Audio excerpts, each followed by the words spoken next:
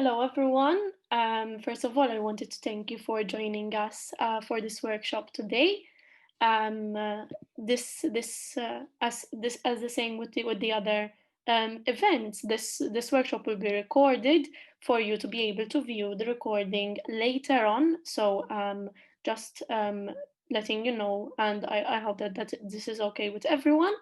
Today with us for to present the workshop, we have Mr. Valery Vallee, who is the creative director at Anchovy, and he will be guiding us throughout this workshop today as he will be discussing the process of developing a brand from start to finish and tackling this from a marketing perspective.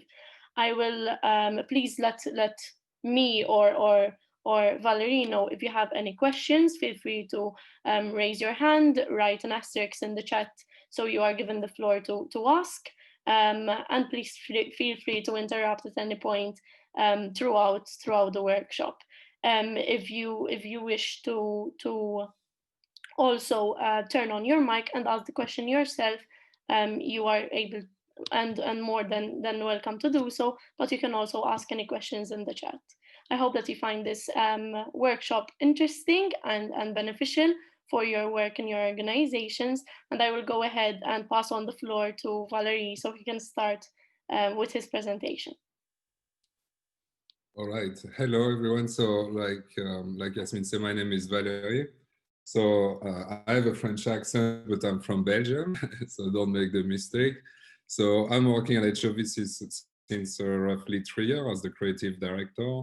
Today, I built like a presentation for you, tackling different aspects. So I'm going to start sharing my screen, but basically I'm tackling like the start of a brand. I'll show you some example of campaign I work, and then I'll show you some framework on how to build your campaign. So I'm aware that you have different level of skill and knowledge in marketing, so feel free to stop me to ask me questions. My accent is a bit hard, so don't hesitate to ask me to repeat something. But here we go, let's start. So basically, Anchovy, as you might know, is this Maltese company. It's quite known in the island. I think we are defining ourselves as like really strategic and forward thinking, in the sense like you are not coming at Anchovy just to do a branding, but we will create a position, we'll create like the whole story behind, we create everything for you. So I think as an international creative director, Anchovy to me represent exactly this kind of thought where you come more for like a partner in a brand than someone that will execute your work. And today I'm going to show you a few methodology that I'm applying with clients that I used to apply abroad and I'm applying now in Malta. And we'll go through it and see if you can learn from it. So just a quick recap on Anchovy. So basically, it started in the bedroom of Benji and Zach Borch, so the two founders in 2013. And now we are 7 years later, and we are part of one of the biggest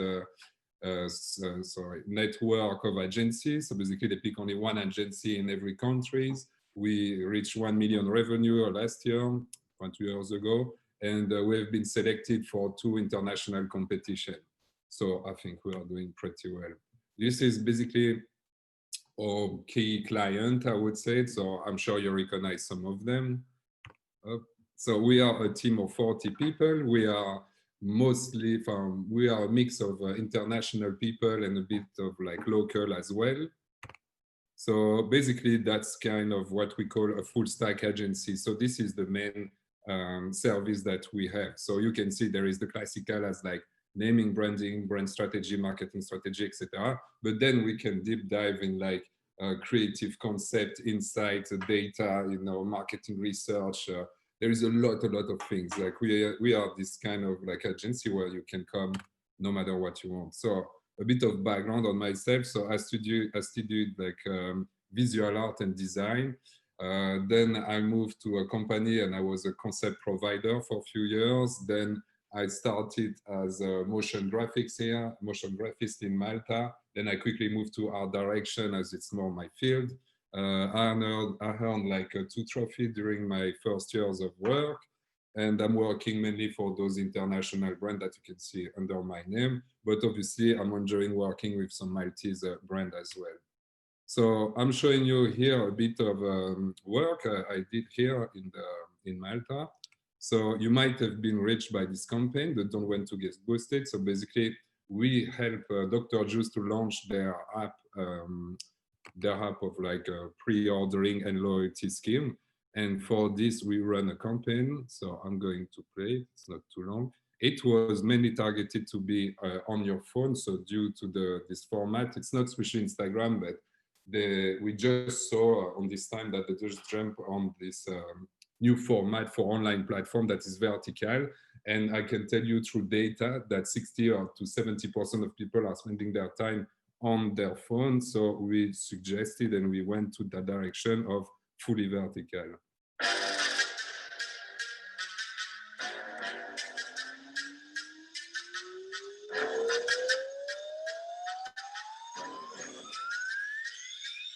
Yeah, baby.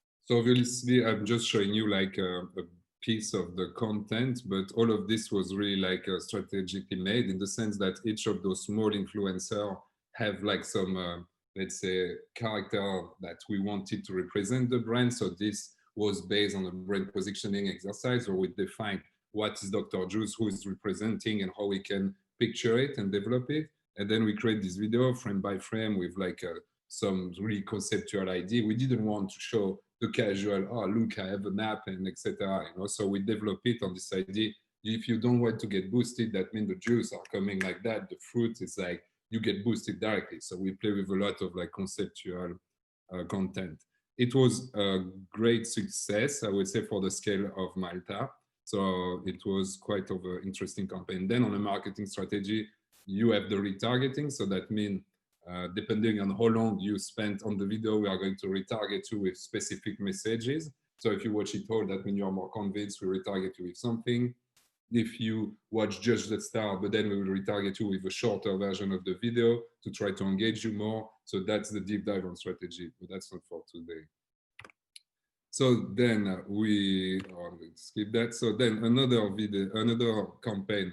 So this speech was something I did in Belgium. So basically I had to write a radio spot for the security in driving. You know, don't use your phone and drive.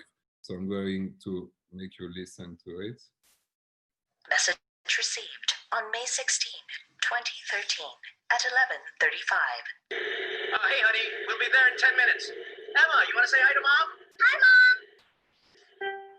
To listen to this message again, press 1. Hey, honey, we'll be there in 10 minutes. Emma, you want to say hi to Mom? Hi, Mom! To listen to this message again. Hey, honey, we'll be there in 10 minutes. Emma, you want to say hi to Mom? Hi, Mom! To listen to... Hey, honey, we'll be there in 10 minutes. Emma, you want to say hi to Mom? Hi, Mom! Don't let your last message become your last memory. Please, don't use your phone when you drive. A message from parents of road victims. So this is quite an impactful campaign. It went really, it was really successful as well.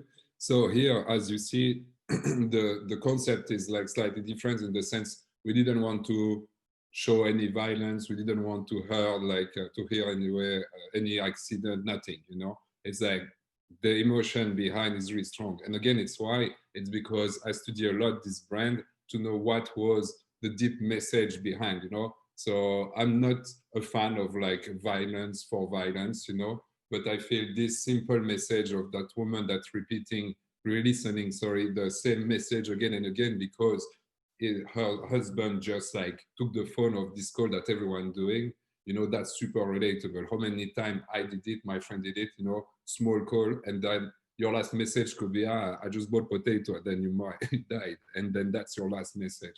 So that's those things that are important. It's like the research you do on the audience that will basically build the whole concept.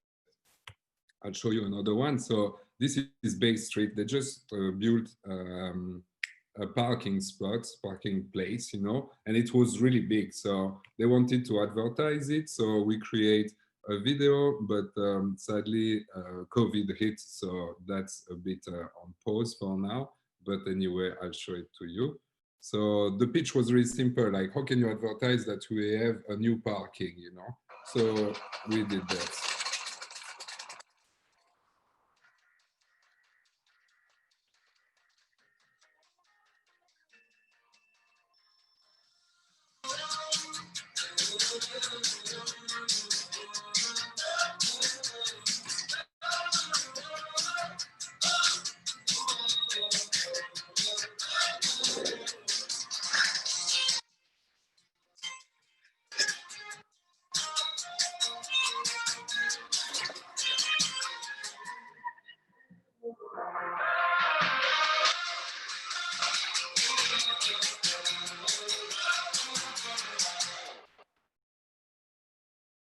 So I'm showing you different level of production as well, because obviously I think a great idea doesn't need a lot of money. Obviously, when you have more money, it's easier, but it doesn't mean that you can't do it.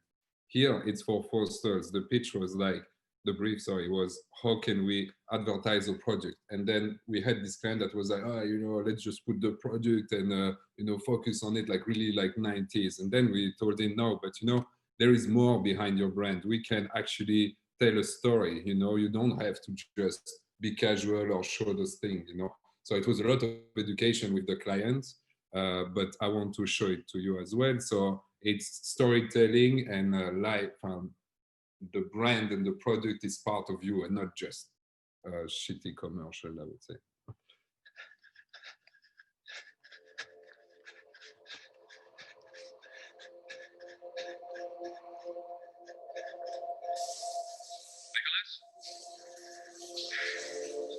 Just missed you. Mama, I can't wait to see you over Christmas. We hope everything's going well in Malta. I can't believe you've graduated already. 2 years ago, you didn't even know what you wanted to do. And I told you, find a job, any job. Settle down. That's life. So I thought. But of course, you didn't listen. You followed your passions.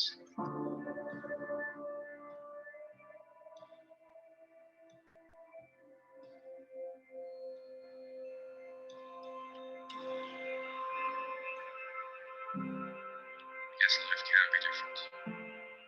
Proud of you.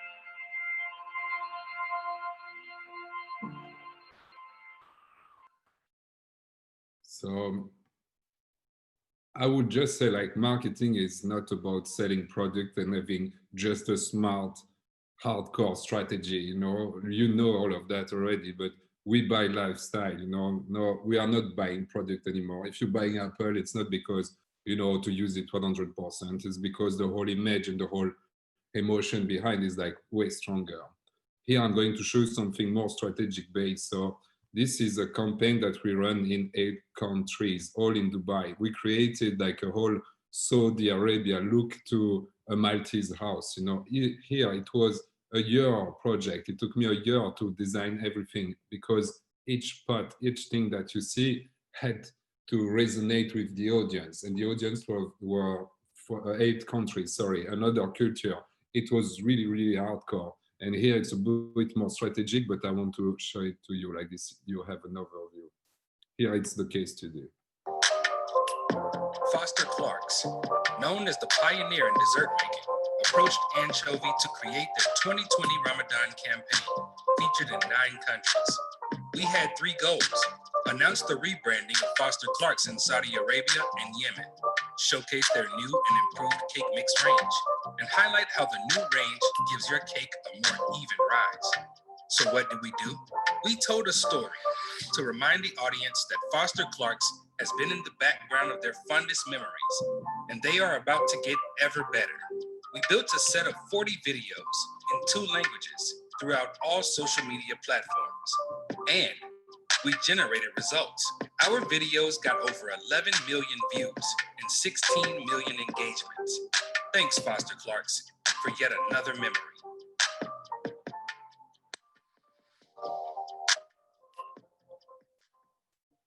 All right. Okay. So that was basically the case study part. So now we are going to deep dive on how we are going to there. So, okay. So how do we start? Where do we start? So we always start, except for big brand that already do it, it's with a brand workshop. So basically, this is what I'm running the most to really absorb. And as you have some brands, if I understood, or you are the marketing manager of some special organization, this is something that will help you a lot, you know, because something that you might have an idea, that the stakeholder have another one, then it's really hard to get everyone on board. And those kind of workshops basically help you to put together and something on paper, make it signed to all the important people, and then that's like your structure of anything. So there is always a part of research and data. Obviously, depending on your budget, you can run yourself some surveys or analyzing like your own audience through Facebook and like digital tool, basically, or you can just do your research as you can, depending on what you have. Then your brand, it's a bit like, okay, who built this brand and what they had in mind when they do it. Then the brand personification is when you absorb those information and you start to translate it on something a bit more visual and storytelling. Then the customer behavior, it's like, okay, I am Dr. Juice, you know, and my 3 high deal clients are persona A, the training freak, like persona B, the 40 years old mom that want healthy, and persona C, the 16 years old that want to look cool, you know. And then those 3 persons, you can then build their behavior, do research, what do they like, what did they do, you know, and you start to build that. Then mood boarding, so that's basically where you start to create a bit of how you speak, you know, your tone of voice, visualization, and then concept is when you put it together. So it could be just a logo, as a website, as a campaign, or whatever you're building. So basically all we are doing, it's always about brand experience. And like I just mentioned, we have 3 main things. On the brand experience, it's about your brand, so who you are, your customer, who you sell to, and the data you can get, you know, from both, like both the buyer, the new customer, and the existing one, basically. So this is now the workshop. So the first step is like defining your brand essence and vision.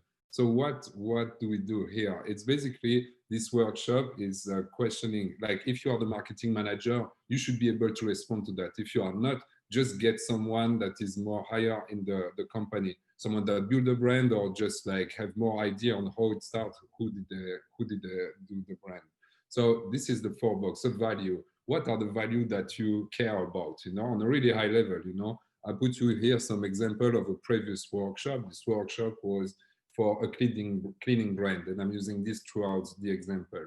So the value here, we have customer satisfaction, quality of service, long-term relationship. So this is what I extract. And that was really hard because we had 3 owners and they have 3 completely different perspectives. So I had to run the same workshop 3 times, collect information, and then build what you are seeing today. But those guys, for a few years, they never managed to get all aligned. And since I did that, now they're all aligned and all calm, I would say. So the beliefs is like a more emotional level, you know. You can believe on like integrity, you can believe on a lot of stuff, but this is more like the essence of what you start. The challenge is basically what you face every day. Let's say it's like the current challenge. So here, one of their main challenge was basically in Malta, there is a lot of black market of cleaning. You know, you have your old lady that clean your apartment since you are a kid, you know, and all on black market. So it was quite funny to see that this was one of their main challenge, because actually competing against another brand, it's easy, you know, everyone do the same, so you can easily be different. But manage to beat the old woman from the black market, it's actually more challenging. And then the USP is the unique selling point. So it's what makes you different from any other brand. If you can not answer to that, that means you need to do the whole thing again. Because if you are not different from anyone else, there is no point of someone going to you, you know. So when a client is telling me, I don't have one, then I tell him, then you don't have a company. And then obviously I work with him to define one. So here it's like we are continuously innovating to build loyalty. It's those kind of really high level. because innovating could mean like more skilled people, more technology, more everything, more product, etc. The brand vision. So this is even more high level. So why did you start?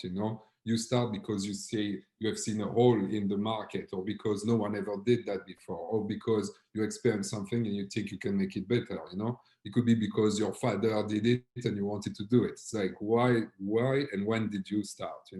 So here they wanted to fill the gap between corporate and black market. So the market was really corporate with like those. So I'd say that like that, but those Indian guy cleaning with you, and then the Maltese old lady cleaning at your place and speaking only Maltese. So they saw a gap, so that's interesting, and that's like a good positioning. So what you're standing for, this could be really high level, it could be equality between gender, it could be really like what you stand for will help you to drive, by example, a CSR campaign. So recently I ran a campaign for domestic violence. Why did we do it for free? Is because on what we stand for, it's gender equity, So that's something that is really high level. It could be anything almost. The future challenge is like, okay, if you put like in 10 years, what would you see, It could be, but we want to grow more. But if you grow more, then you lose the family and nice aspect. Here the future challenge was becoming #1 of the Maltese cleaning. So it's, it's a really big challenge. And the aim is like 30 years. If in 30 years, what would you do? And then you could say like become the king of the world. It's fine. It's just like that's your aim. That's what drives you. So the brand personality, voice, and language. So here, that's an exercise that I always do, because obviously when you know your value and your essence, you still don't know how you behave. And you always want to be the cool brand or those stuff, but it's easier to make a personification exercise. So if your brand is right now walking past you, what gender he or she is, all is he like, does it look cool? Is it like streetwear? Is it like more like suit and tie? And that's an exercise that in general is the most easy with clients, because they have a clear perception, And if you can't see it as a woman or a man, seeing as a place, like if you're a restaurant, what kind of restaurant are you, You can develop this exercise a lot. Like imagine you are in a party, is your brand the cool guy dancing, or more the shadowing guy that try to hook up? It's like you should just like try to really imagine what it could be. It could be an animal, it could be anything, but it's easier to see that. So this is my exercise when I put these 8 boxes. So I use gender, age, family situation, because it's interesting to know, are you like more the brother of someone, just a brother, or like a young father, etc. The goal, not as a brand, but the goal. Sorry, someone is want to talk? Okay, I'm fine. So the goal, it's not the goal as the brand, but the goal as this persona, So if he's like a female of 36 years old, a young mom married, what is her goal? Our goal is to make her family and client feel extremely secure. That's what she wants. Then our company position, a CEO is not talking to you like an employee. There is like a gap. So positioning yourself, not yourself, so your brand there, it's important. In general, most of the CEO want to be CEOs, but it's in general a mistake. It's better to be slightly under, because you absorb more the brand, so a senior team manager. But if you want to CEO, that means you're more corporate, So it's always interesting to absorb those information. The impression, so when your brand is talking to you, to a customer, what is the impression it will have? So if she's a young woman of 36 years old, etc., when she talks to me, she makes me feel she's honest, she's experienced and assertive and calm. Ooh, okay, I start to picture a bit more. Then the value, so easy to understand. Quality and personality. So this is really important, because that's where you will be able to define more of your tone of voice and etc. So the quality here, we can see kind, trustworthy, understanding, encouraging, etc. Personality, an adventurous, vibrant young mom, basically. So now you start, normally at this level, you start to picture someone that someone that you idealizing, but you start to have an image. Then from that, I'm extracting the 6 main keywords, and that will drive like the rest of it, So here I extract understanding, trustworthy, committed, innovative, approachable, attentive. So this is like the main key for the behavior of the brand.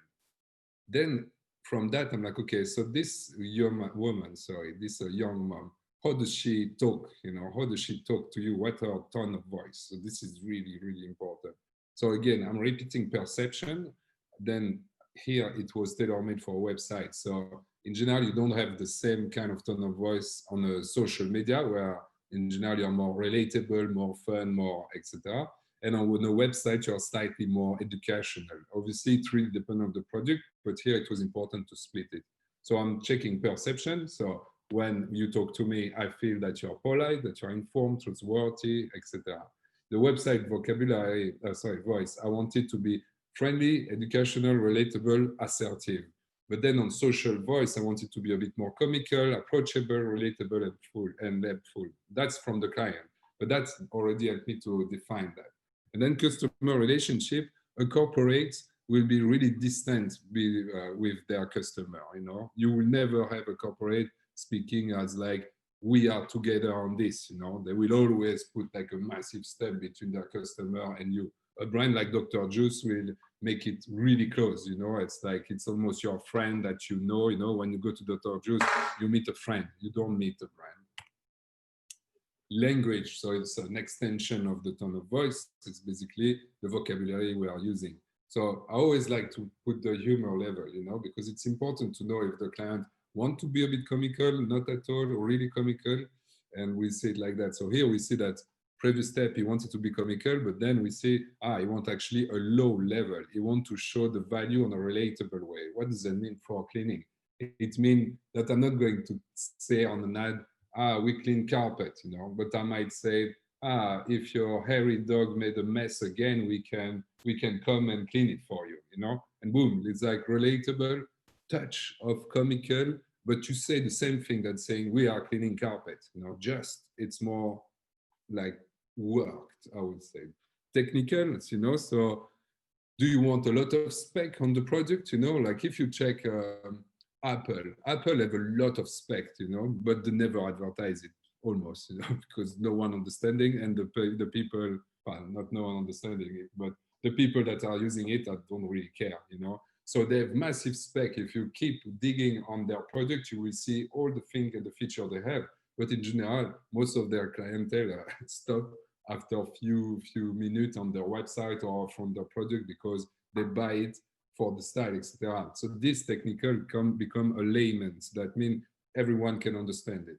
Comprehension, again, it's like, do I speak like with a lot of marketing vocabulary, by example, or a lot of technicality of the project, you know, or am I really direct and easy, you know? If I talk about a washing machine, it's like, do I say, the speed is 20,000 turns a second with a capacity of blah, blah, blah, or do I say, it's for a family of 5, you know? Like, boom, it's the same thing, you know, no one, I'm talking a bit direct, but no one really care about like the speed, etc., except if you are maybe a mechanic, you know. But the housewife will be interesting to know it's for 5 people. All right. So now that's the first workshop. Then the second part is when you have all of that settled, you take that, you take a bit of time to put it together. Then here it's the personification. So now I know I have this woman of 36 years old, approachable, a bit humorous, etc., etc. So now I'm trying to find easier way to representing it, because obviously for me it's easier, it's my job, you know. But for the client and for even just an employee, it needs to be easier. So here I'm using 3 key celebrities. It can be real people like Tom Hanks and J.K. Rowling, or it can be Alfred Pennyworth, that is the butler of Batman, you know, in the fiction. And basically, I'm using those people because they are representing the 6 key word of the behavior I choose, you know, plus some of the brand personality. So you can see that here we have Tom Hanks, the curious, innovative, committed, approachable. Be careful that this is not his role, but his personality as a person. Then we have Alfred Pennyworth, that is caring, innovative, honest, humorous, you know, this like touch of English humor. And then we have J.K. Rowling, approachable, friendly, encouraging. And basically what I'm telling him is like, You take those 3 people, they make a baby together, and that's your brand. So client perception.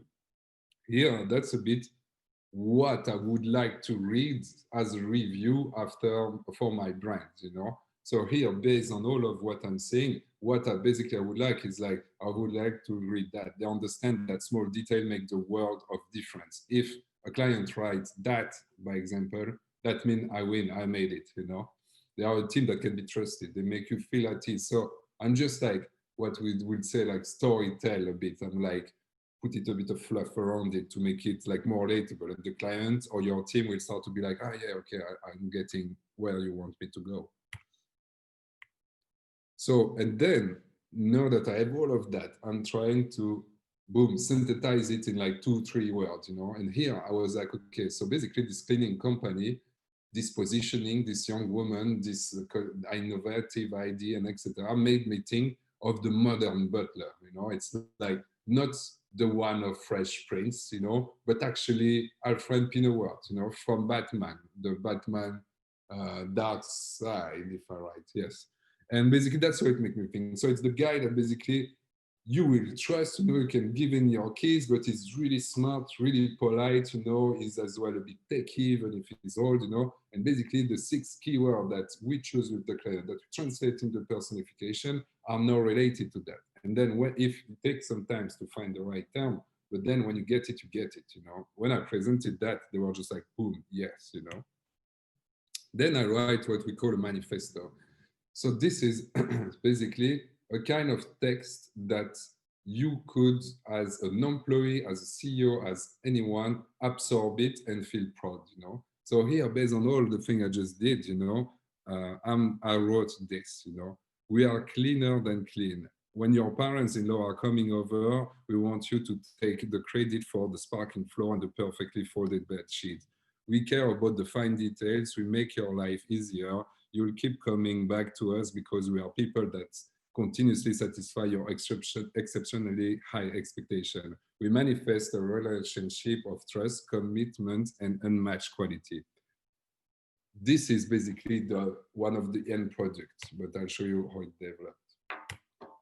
Then here we have our guest. So basically, I'm creating the persona based on the ideal customer, you know, the people, the customer we have, the one we want to reach, the one we think we need, and the ones we have. So here, by example, we have Lisa. Lisa is a traditional customer, you know, mid-30s, you know, the housewife, typical Maltese, living at home, etc. You know, she's a perfectionist. She like to spend time on detail, etc. So again, I'm really, this is based on data. So normally you run a survey and you get insight from that, you know, and you build persona, and then you just create that. If you don't have a survey, just check like your list of a stakeholder external, by example, it will help you to define a bit your thing. If you have a Facebook page, go on your insight on Facebook page and you can start to define, see other brand they like, and create a bit of story. So we have Lisa, the traditional customer, and she wants to look good, to feel good. She wants to take credit for the cleaning. She will invite her friend home, and she wants us like a perfect house, no matter who did it, you know. We have John, like my wife used to do that. So basically, John is like this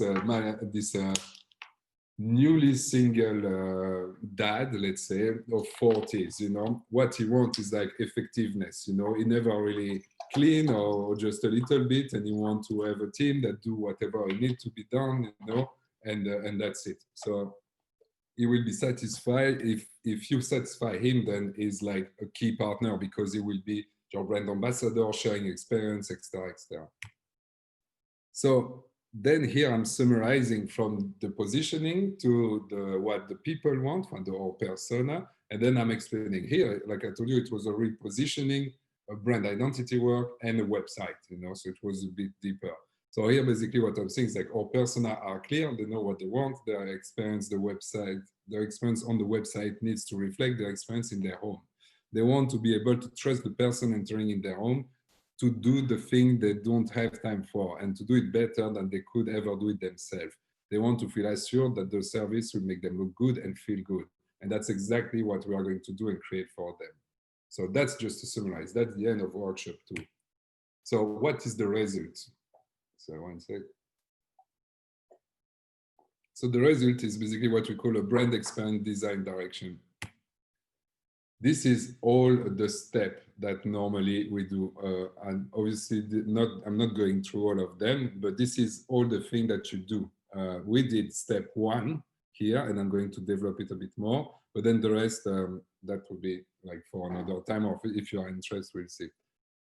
So the brand positioning. So now what I'm doing is basically I'm recrafting what I just showed you on a really more design perspective. So you have what we just did. So this is the same information, just a bit more tailor-made of the brand workshop step 1. So I'm just condensing it.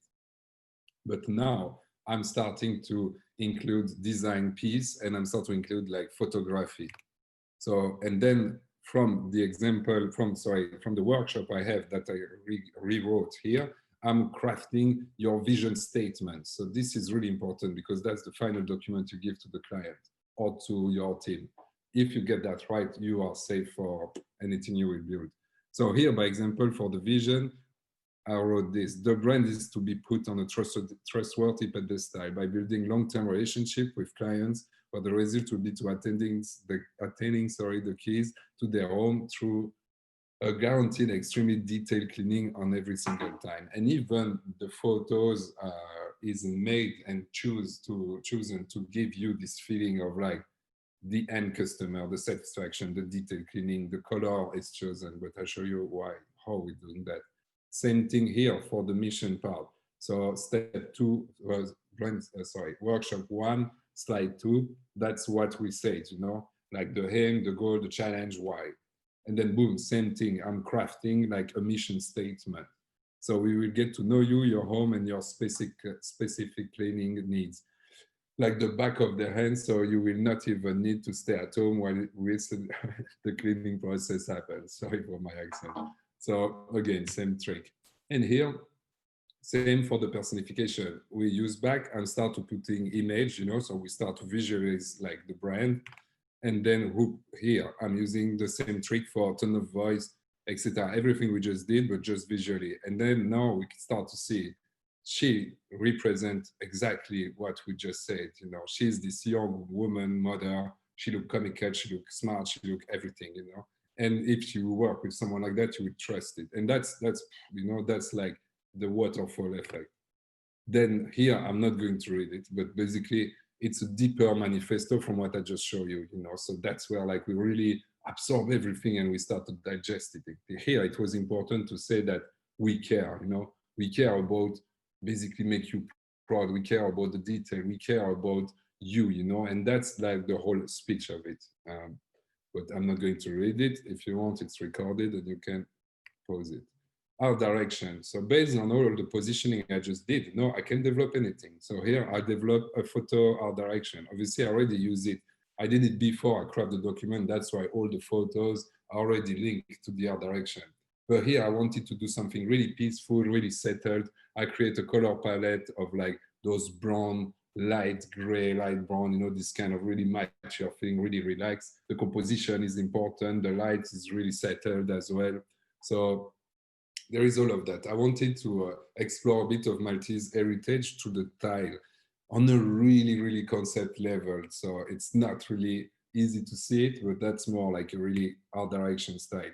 So why am I meaning by tile? It's not this, it's the fact that the composition is really symmetrical or work in a way that it could be composed, you know? So here, if you follow the line, well, I'm going really deep on art direction now, but just to show you that I'm using the same kind of color. I'm using the same kind of composition. I'm trying to get like some really symmetrical to have the trustworthy. And that's where, from that positioning, I can do anything.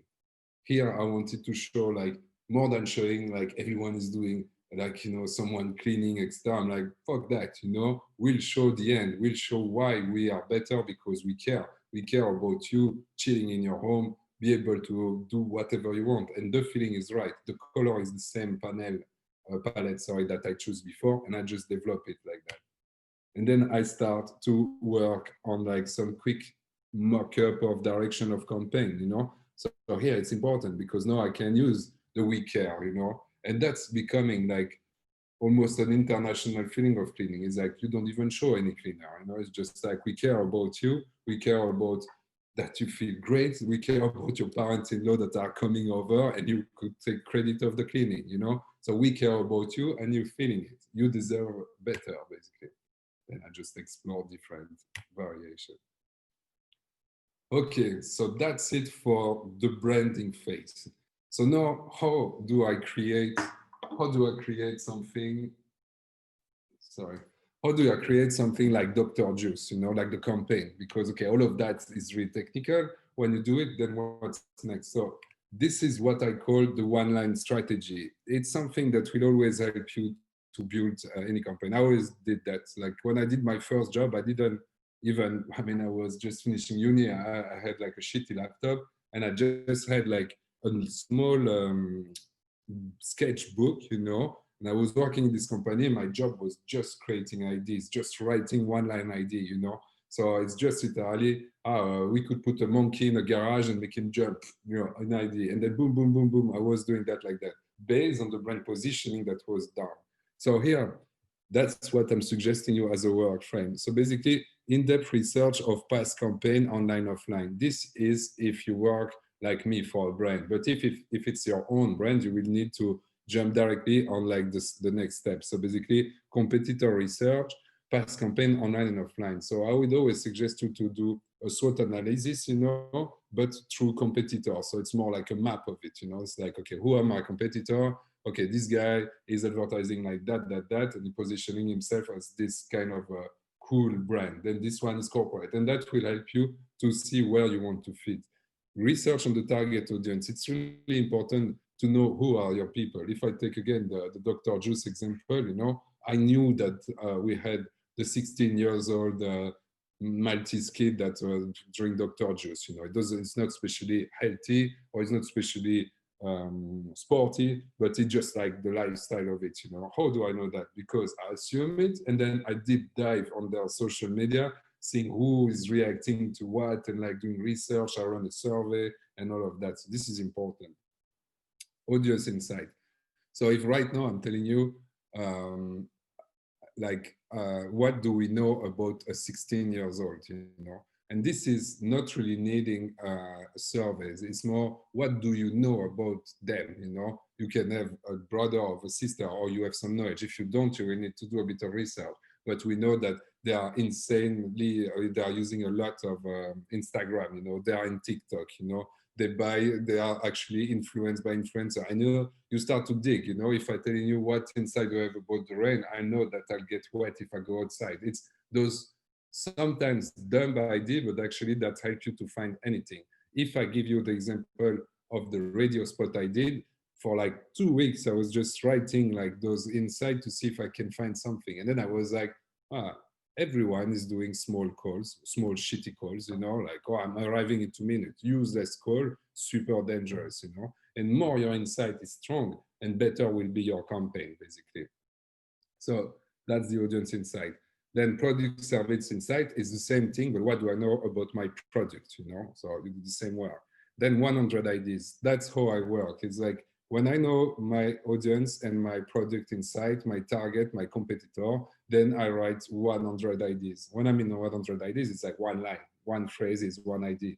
Then from that, I use the technique of simple equal better. So if I can't explain my idea in like literally few words, in general, I trap it, because that means the people will have to work to understand what I'm doing, and that's a mistake. If your audience have to work, like, you know, forget it, you know, like that never work, or you have to be a genius. Then here, I mean, this is a document I'm using with my team, so that's for them. So then they do a presentation. This presentation is passed to me. I see all the one-line idea, and then I choose from 100, I choose 5. Then from these 5, then I ask them to develop a bit more, develop a bit of visual direction, a bit of copywriting, you know, what they want to do, what platform, you know, I start to ask them a bit more of strategy of ideas, you know, so that's where the different medium tell me. So from this this 5 one-line idea, I want to tell them, okay, but Dr. Juice, how does it live on a print? How does it live on YouTube? How does it live, etc., etc.? If your campaign is exactly the same everywhere, that's an issue. You know, that means then there is no point to follow you anywhere. If you manage to always get them excited and having a new piece of content, then your audience will always be like, oh wow, oh, did you see what Dr. just did? Did you see that? And that's good. You know. From that, they work on a second presentation that I'm seeing. Then from that, we choose 1 or 2 ID, and then we put it together, and then we do what I call like a sexy presentations. This is where you need to work on something hard to then be able to pitch it to the client. You know, and I'm really, really picky on how my team is presenting ideas. Then the strategy. So obviously there is a lot of marketing strategy. I didn't deep dive on that today, but basically you need to have a strat as well on your marketing, on your targeting, etc. But obviously with everything that you have on the past, it's helpful. And then we have the presentation with the final review, and then we go to the client and we kick in. And that's where we pitch, and pitching is as well special skills. It's really interesting. It could be pitched internally with your stakeholder, or it could be pitched to the client or pitched to a government. They are all needing different type of skill and type of presentation. Then here I just literally added for the one that might need it, but it's basically how to set up a photo shoot. So this is for the one who will need it, but you have research, mood boarding, costing, presentations, or presentation that put it together, the pre-production, when you, like if I take Dr. Juice, or even worse, like the Forster Clark, like, my God, like even the spoon, everything I had to check that it was actually making sense, get it approved by Saudi Arabia, you know, it was like insane. You know, the pre-production of something is something where you need to spend more of your time, because when you're on set, if you forgot something, it's forgotten, you know, that's it. Set up the date, post-prod. So post-prod is the funny part. So when you put it together, and then your content, and then you are ready to go. If you want anything like, if you want, by example, the brand workshop template, I mean, I have a template empty. So you are more than welcome to send me an email, and I'll be more than happy even to give you more tips. If you want to give you anything, I'll be more than happy to give you a hand on your project. And even if you just want the template is ready, but only for those who would send me an email. So that's it for me. I hope it was useful for you. Thank you. Thank you so much for your presentation. I think that it was very insightful and something different than we're usually accustomed to, especially as student organizations. Now, I would like to open the floor for any questions for anyone who would like to ask anything related to the presentation or anything over and above that, maybe. All right, so there's Brianna Mifsud from ES, so who would like to ask a question? Hello, thank you very much for your presentation. I would like to ask, how important is keeping a consistent color palette to maintaining your brand, especially on platforms such as Instagram? Since when you just go on someone's profile, you could just you could just see all of the posts as you scroll down. It's quite important, because to be fair, if you start to diversify too much, then you will lose the essence. And it's important that if I go on your page, or even if I just saw one of your artwork, and be like, ah, yes, that's the brand of sorry, I don't remember, in Brianna, you know, like I should be able, like when I see an artwork of Nike, I can see it's Nike even if I don't see the logo. Doesn't mean that if you choose 5 colors, then you are stuck to it. You know, you can develop it a bit more, you know, but we'll say there is primary, let's say your 3 main key color, and then your secondary, you know, when you can develop if you want. But a mistake is like, if you go from one post to another completely different, then it starts to be hard to follow you. I think it's quite important, to be very honest. Thank you. No worries. Any other questions? Maybe some time to think about questions. Yeah, no worries. I mean, we I can know give a couple of minutes. It's a lot of information, like. But I hope you enjoyed it. I mean, I enjoyed to work on that. It was interesting to try to put together something, because to me, that's my daily job. So I'm not putting presentation like that for my clients. So it was interesting.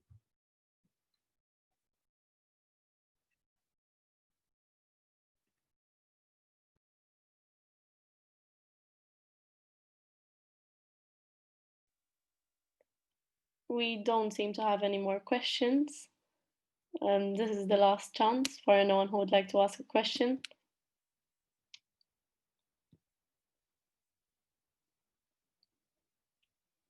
All right, so in that case, if no one has any questions before we leave, I'd like to thank you, Valery, first of all, for your presentation. Thank you for your time, for making the time to join us in this workshop and sort of share your insight and your work with us. And I'd like to thank you all, obviously, for joining us today for this workshop. This was the 5th workshop in our series of organizations workshops. So thank you for taking the time to join us this evening. We will be sharing the recording of the event after very shortly. And obviously, if you have any questions, please feel free to email me or either email Valery on the email provided to ask. Thank you. No worries. Yeah, feel free to email me, like, with pleasure. Like, I'll take the time to answer. All right, ciao. Thank you.